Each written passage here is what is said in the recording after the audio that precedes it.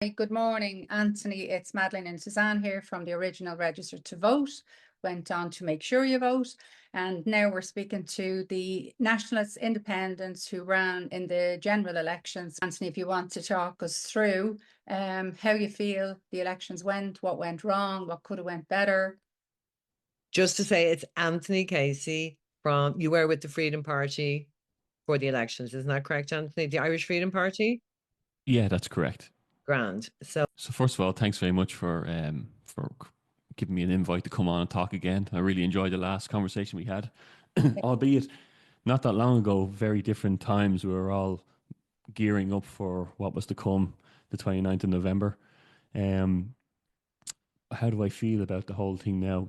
It's interesting to me that not one person, independent or any parties, got in. And some people are putting it down to Ireland have spoken. Now, I got to 7,000 or 8,000 doors and people were in tears. I've seen the front view afterwards and people in tears. I've seen the videos from Australia afterwards, people saying they never come back to Ireland. Helen McEntee topping the polls, Simon Harris. I'll be honest now and say that there certainly was voter fraud going on. And I've heard it being called out. I think Carol Owen even called it out and she got a seat. And as Sinn Féin, and I don't know if everyone knows what that is, but Sinn Féin is a media company that we started. It's a lot more than that, but we asked for people, if there's actually evidence of voting fraud, to come forward and show us, and we got a lot of stuff through it to us. So I don't really, this is going to be part of the problem. So there's two parts to the issue, I find. One is that we're all brand new to this, and we all, it's very hard to walk into a landscape for a few months and get a seat in the Dáil. Yeah. It's very difficult to do. And some people were there a year or two. Some people, I myself, this time last year, wasn't involved. I was just coming onto the Irish column. I hadn't picked a party. I've since left the Irish Freedom Party, but I think we were all brand new, trying. We had mantras and leaflets, and we probably had to learn a bit as well of how to approach all this and how to scoop up the votes, I suppose. But the other side of it now, I'm a little bit put out to the thoughts. I'm skeptical about democracy in this country now and our procedures, our voting procedures. And this is something I'm really looking at the moment. I think we're one of the only two countries that are so far behind on this system. And I think that is something I'll be tackling this year personally, and trying to chase that down and see where I can get with that. No, Anthony, I just want to say I agree, because I won't go into the whole thing, but I put a post up at the time when I went around to vote in Drumcondra. There was a whole hoo-ha with men in boxes and people, the people in charge at the voting poll that day were brand new. They didn't know the process. I caused quite a stir. But it seems to me like Dublin County Council kind of managed the voting. That's just from a person on the ground. Actually, part of the government are running the voting process and how the voting. So I suppose when I hear about men in vans collecting boxes, but nobody knows, and there's no process and all that stuff, it's clear. And then how did Helen McEntee, how did Simon Harris, how did Roderick O'Gorman get back in? How did they top the polls?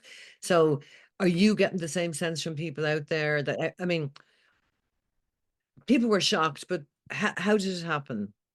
Yeah, you know what? I think we could talk for 2 or 3 hours on the stories we've heard. I know candidates following boxes, pre-stamped voting pieces. There was X's through numbers, pencil and pen with 2 digits beside it. We've seen it all. Like, we have it all. You have to be careful about how you put these things out and what way you go about it. But there's enough that it's sufficient enough to know that there was tampering at every level. When I ran in the local elections, 2 of my boxes from my hometown went missing, and that was commonly known in the count centre. But when I got onto returning officer, they said, "Sorry, we didn't hear about that, and there's nothing we can do," and all this kind of thing. There's no accountability, Anthony. Like, the thing about it is, the presiding officer in my locality admitted to me it was her first day on the job. She didn't know the process. All she knew was, and I quote, 2 men in vans will come this evening and take away the boxes. So I'm asking you if you're, and I'd be interested in maybe sending my stuff to you, because I really would. I suppose the big question for me is, who are these men in vans? Who recruits them? Are they checked? Who are they? Like the Gardaí, I was told by Dublin City Council, have moved away from doing the manning of the polling stations since 2020, since lockdown. Since Helen McEntee came on board, the lady in Dublin County Council told me that. So they've stepped away. So who are these men in vans, Anthony, that are picking up the ballots? Do you know? Can you? I don't know. Well, what I do know is that I don't know that because people said there's private security. Other people have said they saw people, just people who were there helping with the voting, driving off real fast, and when questioned, why are you putting these boxes into the boot of your car? Who are you to do it? And where are these boxes going? People tearing out of these places. You seen Michelle Keane when she walked back in, and she was saying that people were turning them upside down and tampering with them there. Um, Here's the problem, I think, and some people say, "Oh no," and you have to be. Look, I don't really care. People say, "Oh, that's sore losers. None of them got in." They're Like not. No. the evidence is there, and I'm disregarding people who say that kind of thing. That people have spoken, the people haven't spoken. People are very upset in this country, and this is the problem. The 29th of November has come and gone. Though it's Ireland is still being destroyed even quicker than it was before. So what people deserve is a viable political party with robust policy, professional approach to everything. And that's been my main focus since November 29th, is putting that together. It's partly the reason why I walked away from the previous party. I just think we deserve to, the people deserve to have a party to vote for, and that are strong, have expertise, and have good, strong policy. We've done one of the biggest exercises of data collection by knocking on doors ourselves, thousands of doors. We know exactly why people are upset. So we need to transfer that over, look for who are the expertise across the movement, and get them all in a room together. So to go back to your question, I don't know who they are exactly. There's a lot of stuff there. I don't know if we can hold these people accountable right now. You're fighting them with their system, their courts, their laws. My big focus will be trying to get a viable political party together, and then knock on Carl Nolan or Manny McGrath's door, and whoever else who says that they are representative of the Irish people, and show them all the evidence, and make it publicly known that I'm asking you to tackle this in the Dáil. They need some weight on their shoulders, because we need a new voting system in place. Can I just ask, Anthony, in my naivety, or in our naivety, after the general election, and we heard about the abysmal figures that some of the independents were after getting the votes, which we knew just absolutely couldn't be true. So I would have thought, as I say in my naivety, that all you guys would have got together, every independent, it didn't matter, your things were different, your policies were different, to get together to say, but this is ridiculous. We know we would have got thousands of votes in there. Is there a reason why you didn't all get together to ask these questions, to put pressure on to find out about the tampering? Yeah, unfortunately, not a lot of people think that tampering went on, and some people are skeptical, but a lot of people were burnt out. And I spoke to a lot of independents and a lot of other party members from different national parties, and they were like, "Look, I don't know, I'm a bit deflated. I'm going to give politics a break for 6 or 7 months."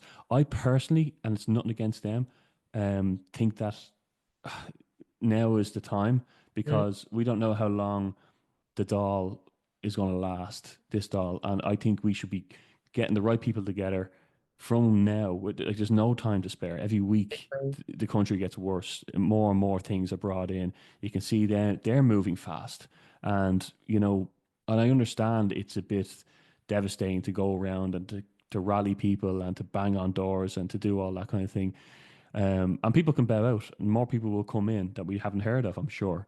But yeah, and it's not about unity now in regard. It is to a certain extent. What it's about is, we've seen how everyone has been accepted, and we know who represents their community well. So it's about getting the right people that are unfortunately palatable to Middle Ireland, that can put a softer approach across and have strong policy in the background as well. I think we no more camera phones standing outside these buildings. Like, we do this right. We know how, we know we've learned some things, some lessons, some valuable lessons this year. And the problem is there's two aspects to it. It's putting forward a professional political party, and it's tackling our voting system the way it is now.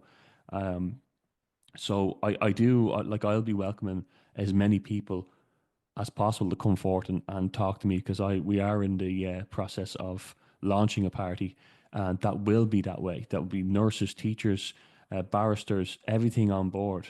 And these people are already in communication and are very interested. And I want to welcome all nationalist, independents, and other party members to reach out to me to have a chat. I'm not hard to find. Can I ask you one you thing? know, When do you reckon you'll be launching the party? I know it's in the setup stage. It's just a rough idea, and maybe when you launch it, we'll do another interview with you at that stage as well and get more information. But for now, what can you tell us? Um, well, for now, I can tell you that the process is underway already. That there is, what can I tell you? That there's a few AC top positions open still. That I have invitations, personal invites that I am sending to people. There is a lot of expertise among our movement, and I will be ringing people. I'll be very busy. There'll be a few of us doing it. There is a couple of people involved. I don't want to speak too soon on it, but as soon as possible, as soon as processes are that have taken place are passed through. There's a couple of processes. There's a lot of setting up, and it's really important to me to do it the right way. To write the correct manifesto. I was a policy coordinator for the Irish Freedom Party, and I wrote policy there. And to tweak that, and to get the experts to help me write that. So teachers to help me upgrade that teaching policy. Nurses to do the same. Barristers to do the same. So it can't be rushed, but it needs to be now. So Yeah. there's a pull and pull there.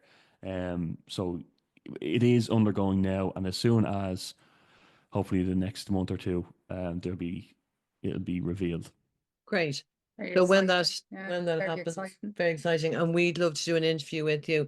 And I'm just being really bold and saying, I hope you're talking to Nick Delahunty, because he's one of our favourites and he's a great guy. Don't put him on the spot. Don't be putting him on the spot. I'm just Not throwing it allowed out to there. say. I know you're not allowed to say, but obviously were great people that we interviewed when we did the interviews. So I have probably a fair idea in my mind of who you're talking to. And I hope you are talking to those people, because there are good people who are working individually on their own. And I think it's, as Madeline says, really exciting that if all the good people come together under one umbrella, it'd be so exciting. So will you give us an interview when you launch that party? We'd love to do an interview with you for the launch. Or if there is a launch, we'd love to go along. I'm inviting myself along now. Look, yeah. Look, No, keep your inboxes open, because I think two of you are great as well, and you're part of our movement, an essential part of it, and we need as many good heads in as possible. Absolutely. It sounds great. And like you're saying, you're working away there because for the last 4 years, we've been following, I'm sure, like everybody, the movements of Donald Trump in America. And you see the way he got stuck in for maybe more than 4 years ago, preparing for his win this time. And the different approaches he took, going after the young vote, getting into social media. And they worked tirelessly in the background to get where they are today. And that's the kind of thing that's going to happen here. A lot more people pulling together, putting the word out there. There isn't enough people knows the real truth No. To what's going on. You don't. You're right. And it's important to say as well, there has, look, I've made it clear that I don't have any nationalist enemies. And that was important always for me, because I knew a time might come like this that we'd all have to row in together, and we'd to put the cause before everything else, before personal opinions, before who was right and wrong, before ego, before all of that. So there's nobody, and I'd say this about my entire life, there's nobody I wouldn't sit down with and have a cup of coffee with and talk things out. It's very important. The stakes are too high. And there is a multi-pronged approach to this. There has to be. And that's why we were, in terms of not just the political game, but what's happening to this country. So, and that's why Sinn Féin was important to help the community in that regard. And I was over with James Conway and his farm on Sunday, and we, he's, he communicating with us, and we're trying to emulate that across the country. See, what I'm worried about is that there will be a financial crash coming. Have a crash in 26. Yeah. And I hate to think that people it's going to take a financial crash for people to eventually wake up. Yeah. It's like when it hits their pockets, it's like when the water protests and go on. But I totally agree. I think that's on the cards, and people are just literally sleepwalking into a big financial crash. Continue. Yeah. Sorry, I just want to agree with you on No, that. you're right. Yeah, 100%. And what do we need to be? We need to be prepared now. This is why I can't. It's a personality trait of mine that I can't sit on things anyway, and I have to keep moving on it. But I think it's important we move on it now, move on everything now. So what we're doing now is getting a political party together that people deserve. The people who invest into the GoFundMe's, invested their time and their money into these candidates, followed them around, shared their posts, everything. They deserve a political party. They deserve their candidates they put faith in to stand up once again and keep rising to this. The second approach is to help people become more self-sustainable. So we at Shin Adina had put out a workshop idea where we could get people back into learning the skills of, chopping firewood, cooking for large amounts of people, lighting fires, all that kind of thing. And even that extent to learning on Bunrock and self-defense, anything that's needed. Get people back out working together, hunting, fishing, whatever it is. People can take a look and see. We're tying in with James Conway quite closely because he's doing that with his farm at the moment. That he's helping people learn how to grow their own. You go there, you learn it, you help out, and you go back and you try and do that in your county and set up places that it's a parallel society, really, that if a financial crash comes and they offer something like, sounds like a social credit system or sounds more refined that way, that you kept your stove or your chimney, that is a second approach to it. There is a third big problem I see with all this is the iPass scam that Nick Delahunty has been so good on calling out. I was in Knock last week, and I can see, like Mount Mellery, like a lot of other places, that our culture and our Christian heritage is being destroyed. And it's not a happenstance of this is where we need to move people to. I do think there's a lot of more sinister motives behind it. So there's a lot of irons in the fire. So I think we're just trying to keep on top of what can we do possibly here. And I am talking to a couple of bishops in the background and trying to get a few interviews from them that I think would resonate a bit better with the prayer groups and the right people, your target audience, who can make a bit more of a statement, And I asked you something on that, on the bishops, because that was something I wanted to get into this year, to reach out to bishops and priests to know why they are not drawing their people back in. They need leadership, they need guidance, and it's not there. And there's a total disconnect between people and our church. While other religions are getting more connected, we're falling apart. And we will be lost sheep if we don't get this back together. And it was something I'd said to Suzanne, I think we need to reach out to the Archbishop, the bishops, the priests, to get them more involved with their communities, to get people back in. So that sounds like something you're talking about. Yeah. And like Mellifont Abbey, like Mellifont Abbey is somewhere, I think is that what you were talking about? Like, just personally, I've been to Mellifont Abbey 3 times in my life. It's the most magical place. And honest to God, I wouldn't call myself super religious, as Madeline knows, but I'm a Christian and I do have a faith in God. But that place is the most amazing place. And, and you're right, it's Knock. There's lots of other places they could target, but they're trying to knock down the cornerstones. But you know what, Anthony, like I said to Madeline a few months ago, I wouldn't be the most over religious person, but now it's turning me back to realize that I am a Christian. It's actually having the opposite effect on me. It's like, hold on a sec, other people can criticize things, but don't criticize my beliefs, my Christianity. And it's actually pushing me towards things that I haven't done for a long time. So that's the bit for me, because it's trying to hold on to our own Christianity, our own culture, and our own heritage. Yeah, and see, the problem is, and people, I think, don't separate this enough. I'm a Christian myself. The Catholic Church and the Roman Empire are somewhat complicit in this because they are selling these things, and they're promoting the LGBT, and they're promoting the diversity, and they're promoting something called Chrislam, which is a mix between Islam and Christianity. And like, I believe in the Bible and the Christian creeds that predate it. And I've always said it. I think the Roman Empire became the Roman Catholic Church. And unfortunately, people still want a place in their community so they can light their candles and say their prayers, and it's part of Ireland. And there's a lot of priests very upset about it. And I was told in Knock, I stuck around for 4 hours afterwards, and I spoke to a local, I spoke to a shopkeeper, and I was told as well that the priests are upset about this, and they're told to be charitable and put that forward.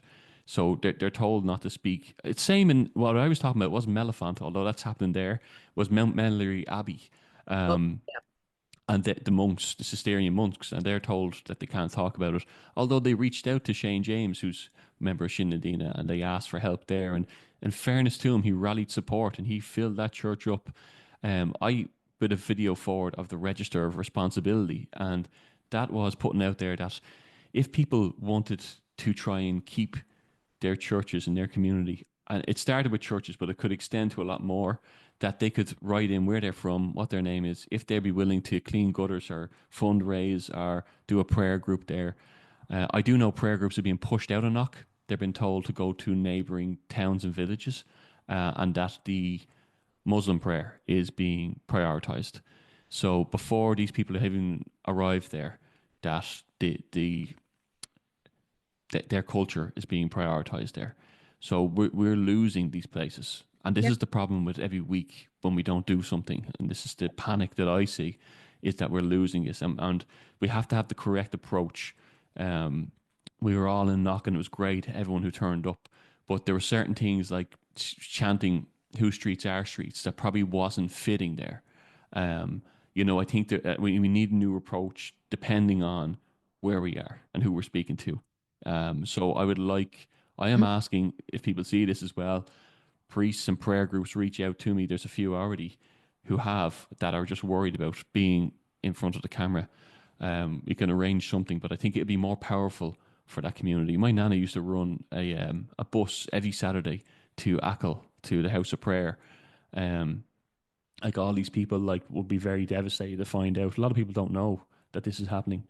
A friend of mine, well, it's actually a relative of mine, rang me on the Friday before I went to Knock and said, "Where you're in Knock the weekend?" And I said, "Yeah." And I said, "What's going on there?" And I said, "Well, it's been destroyed by iPass potentially." And they said, "What's iPass?" This is a business owner from Dublin, and I was really like, "What's iPass really?" Like, some people are very much in their bubble, and maybe there is a cohort of voters who maybe are completely blind and did go the wrong way. I don't think it's half as much as what they say. Nick Delahunty should have been a shoe-in. Elaine Mullally should have been a shoe-in. There's a lot of people who should have been. Not one person. It was kind of like a smack in the face to all of us that we know that there was tampering going on. We've seen it. We've been getting phone calls about it. Ireland's gone completely rogue and corrupt, and our heritage, culture, hospitality sector, Christian values, all this is being destroyed, and we need to act on it very fast. And yet, while that's all being destroyed, they seem to be able to make the time to keep Islamic and Muslims very organized. It's kind of hard to get your head around it while we're all falling apart. That end of things is all being very organized and very tight. It's I part of it. I think, unfortunately, I think it is part. Like, you could go back to, and I spoke about my nana the last time I was on this, chatting to away to you, and there is a lot of documents that they try and get this whole one world government, one world religion, and maybe this is the Chrislam thing we're seeing now. They're trying to make us all easily controlled under one system. So I think that it's done on purpose. yeah. And it brings with itself its own dangers. Sharia law, like, that's not a nice thing to envision in our country, especially if anyone has daughters, or women in general, or even males who are outwardly and professing their Christian values. everybody's at danger then. But just to say, just a few points on that. Yourself, Nick, Elaine should have been. Can you imagine if there was like you, Elaine, Nick Delahunty, Malachy had got in, and were at least had got in, were voicing things for us? That it would have been a completely different landscape. And the second thing I want to clarify, I mentioned Mellifont Abbey. Maybe I confused Mellery with Mellifont. So just for the purpose of fact checking, I will fact check that. I just don't want to be throwing something out that's incorrect. I just want to clarify that. But Anthony, it's so scary to think that Knock, we all visited Knock over the years, and I remember going as a child with my grandmother to Knock and all that stuff. But you're absolutely right. This is a plan. This is really well planned. And as Madeline said, the plan on the other side is just to, decimate anything that's part of our culture and bring new stuff in. And to hear your man, the guy in Dublin who doesn't know what an iPad centre is. And that's my point.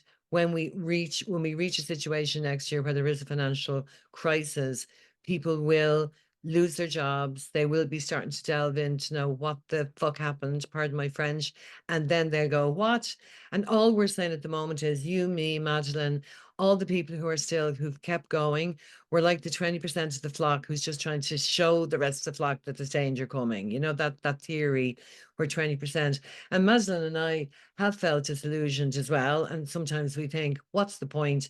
But once you've seen, you can't unsee. And that's why I commend you and other people who've kept it going. Nick is still there.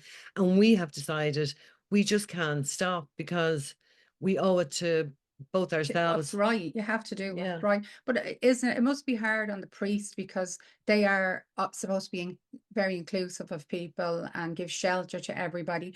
But surely there's a conflict of interest now, and they see another religion outgrowing them and taking over all the spots. Like how do we the person on the street tackle that when they're getting orders from higher up? And yeah, it is. And you know what I found out in Knock was that the locals weren't joining us, but they were upset at what was going on. But they were quiet about it, and the shopkeeper didn't want to speak about it, but she agreed with it. And everybody's there, and they're all dispersed, and they all are whispering that they agree with it, but they're all afraid to say it outright because of the media propaganda that's been going on.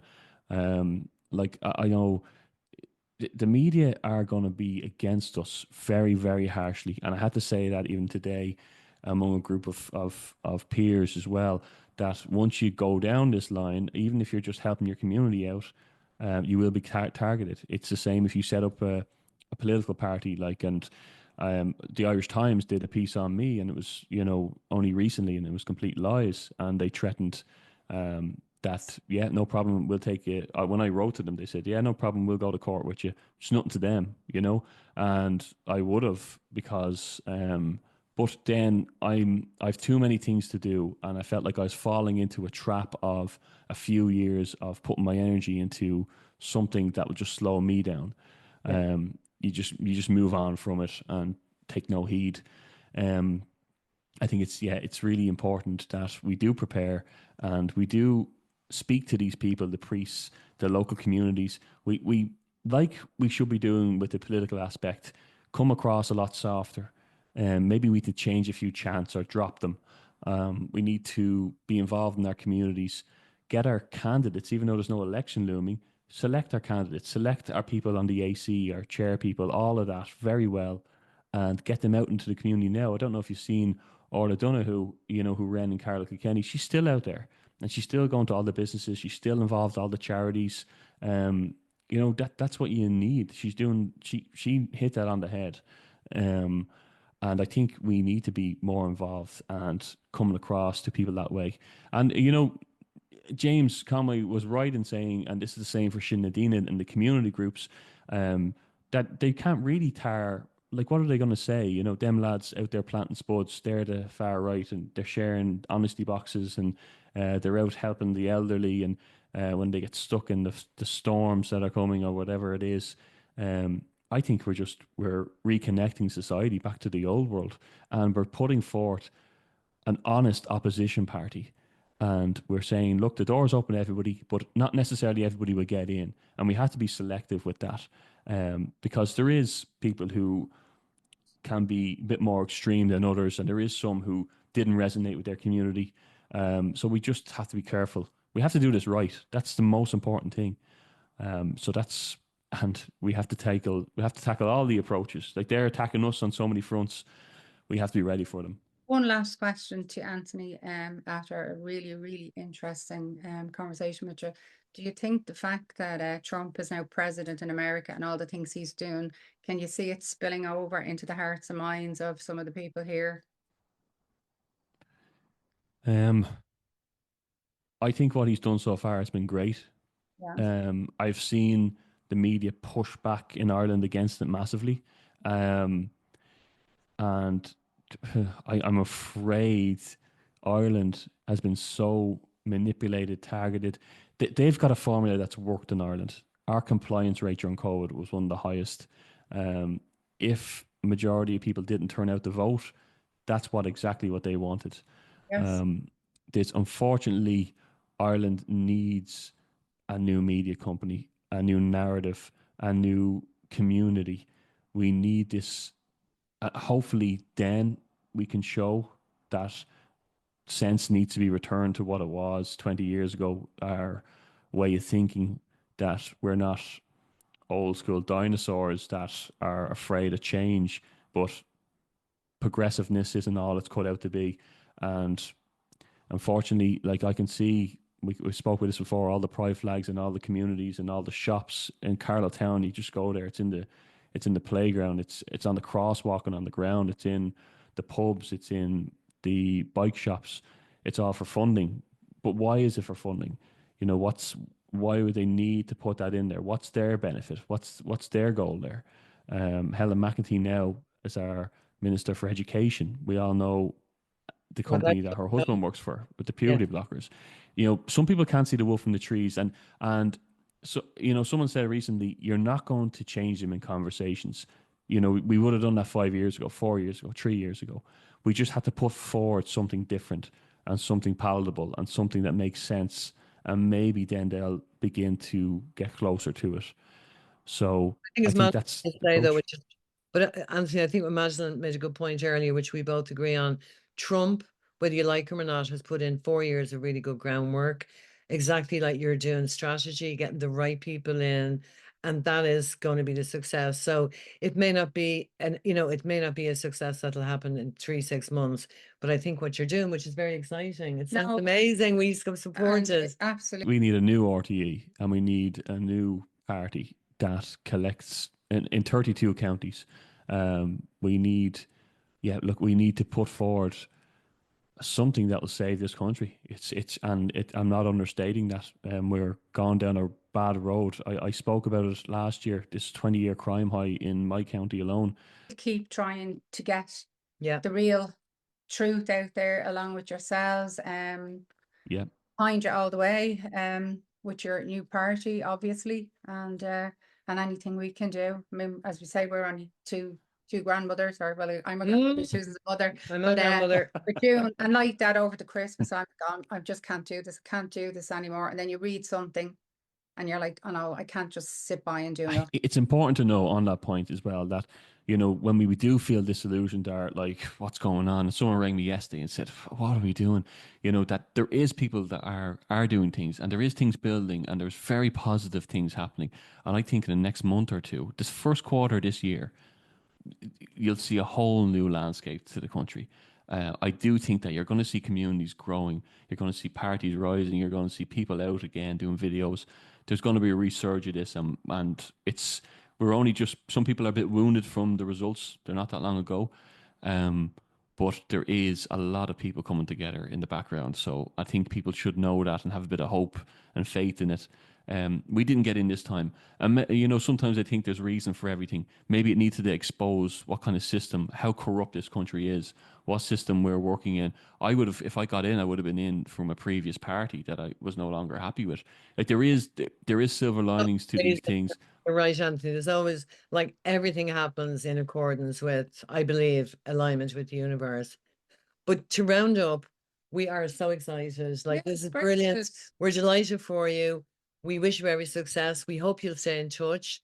As soon as the party launched, if you reach out to us, then we can organise to have an interview with you. And if you're launching the party, we'd love to attend and support you, and we'll help you as much as we Well, can. look, you two are coming on for the ride now. I have you signed up. Oh, we can't switch it. You're either that type of person or you're not.